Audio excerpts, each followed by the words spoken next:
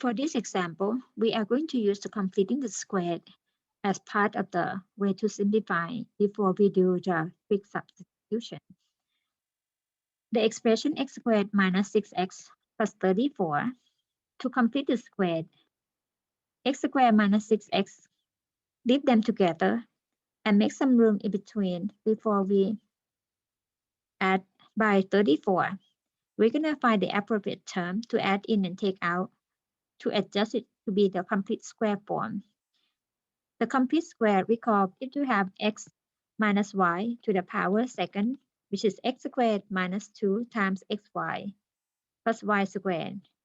The middle term here is the product, the 2 times the product of the first term and the last term. The last term now must be 3 or negative 3. So we're going to add by appropriate term, which is negative 3 squared, and then subtract it out with the same term, plus 34. The first 3 terms give us x minus 3 to the power second, and then the last 2 numbers will be combined to be negative of 9 plus 34. Now we have x minus 3 squared plus 25, or x minus 3 squared plus 5 squared. Bring it back to the denominator of the integrand. We have 1 over the quantity x minus 3 squared plus 5 squared with respect to x. We see the pattern of the quantity squared plus another quantity squared. That means both of them are the 2 shorter sides of the triangle. From the reference triangle, the x expression gonna be the opposite side of the angle theta, the a as a 5 for this problem. That tells us the hypotenuse is gonna be square root of x minus 3 squared minus, plus 5 squared, which is similar pattern to the one that we have as a denominator of the integrand. Next, we're gonna find the relationship of the x term and the a term, or x minus 3 divided by 5 is opposite over adjacent or the tangent theta, or x minus 3 equals 5 multiplied by the tangent theta, which tells us x equals 3 plus 5 times the tangent theta. Next, we find the differential x, which is 5 times the secant squared theta, d theta. And then bring the substitution to the original integrand. The integral, the dx now replaced with 5 secant squared theta, d theta. All divided by the x minus 3 expression is 5 tangent theta squared plus 5 squared. Simplify the expression. The numerator, keep it the same for now. The 5 tangent all squared is 5 squared multiplied by the tangent squared theta plus 5 squared. We see the common factor 5 squared multiplied by the tangent squared theta plus 1. And the tangent squared theta plus 1 is the same as the secant squared theta. Now we have the integral 5 secant squared theta over 5 squared secant squared theta with respect to theta. 5 and 5 squared reduced to be 1 over 5. Secant square over secant square gives you 1. The antiderivative of 1 is theta. This is the indefinite integral. We add c as a constant of integration. Now we're going to get back everything to the x term. From the relationship, we have x minus 3 over 5 equals the tangent theta. Therefore, an angle theta is the inverse tangent of the expression x minus 3 divided by 5. So then the final answer is 1 over 5 multiplied by the inverse tangent of x minus 3 over 5 plus c.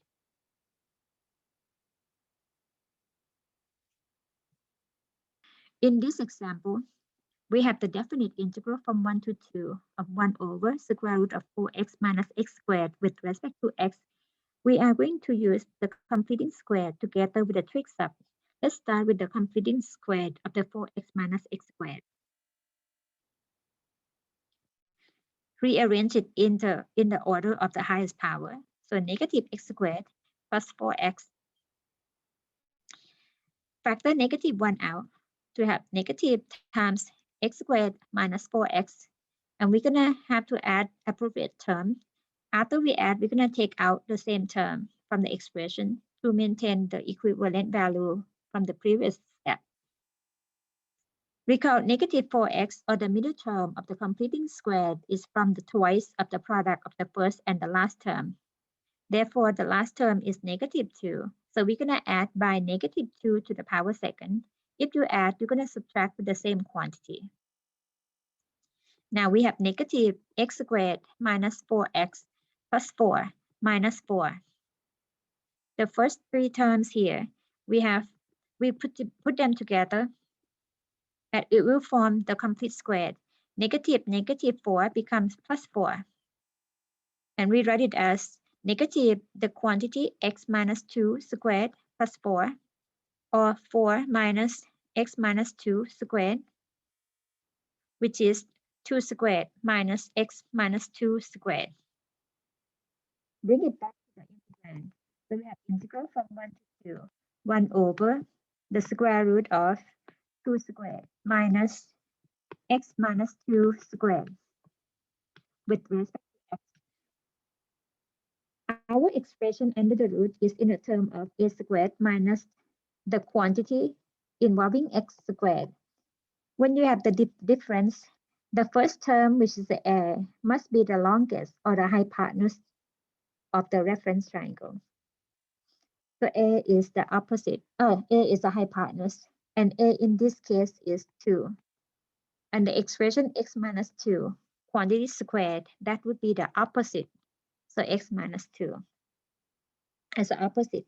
So therefore, the adjacent is from the hypotenuse squared, which is 2 squared, minus the opposite squared. As you see, it will return the similar form, or maybe the same form for some problem.